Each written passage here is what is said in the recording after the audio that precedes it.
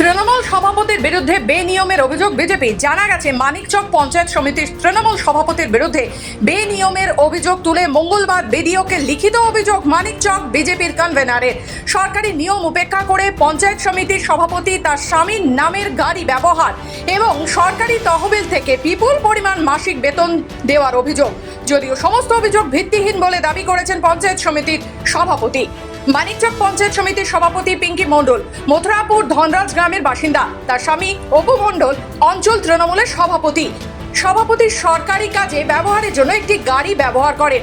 বিজেপির অভিযোগ, এই গাড়ির মালিক হলেন সভাপতির স্বামী অপু মণ্ডল। সরকারি নিয়ম অনুযায়ী একটি ভাড়া গাড়ির জন্য মাসিক 26 থেকে 28,000 টাকা ধার্য করা হয়, কিন্তু সভাপতির ব্যবহৃত গাড়ির মাসিক ভাড়া 36,000 টাকা, যা প্রতি মাসে সরকারি তহবিল থেকে মেটানো হয়।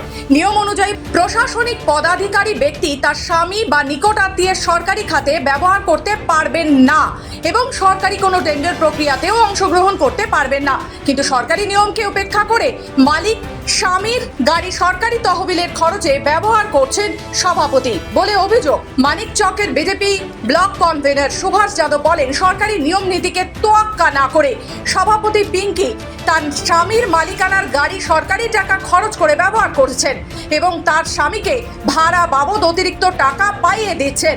অভিযোগটা হচ্ছে মানিকচক পঞ্চায়েত সমিতিতে পঞ্চায়েত সমিতির সভাপতি পিঙ্কি মণ্ডলের ব্যবহারের জন্য একটি গাড়ি সরকারিভাবে দেওয়া হয়েছে। তো আমাদের অভিযোগটা হলো যে গাড়িটা দেওয়া হয়েছে সেটা কিন্তু আপাতদৃষ্টিতে মনে হচ্ছে ভাড়ার গাড়ি, কিন্তু ওটা হচ্ছে সভাপতির স্বামীর অপু মণ্ডলের। ফলে সভাপতি যে গাড়িটার বেতন পাচ্ছে বা যে ভাড়াটা পাচ্ছে সেটা কিন্তু সভাপতির বাড়িতেই জমা হচ্ছে। তো এখানে নিয়ম অনুযায়ী কিন্তু যে সভাপতি বা সভাপতির বাড়ির লোক বা পরিবারের কেউ এই বিষয়টাতে অংশগ্রহণ নিতে পারে না, কিন্তু এখানে নিয়মটা অনেকটাই বেআইনিভাবে এটা করা হচ্ছে। তো আমাদের অভিযোগ হলো, যদি সভাপতি গাড়ি কিনেছেন এবং কিস্তির টাকা যদি বিডিও শোধ করে, তাহলে এটা বিষয়টা হাস্যকর ব্যাপার।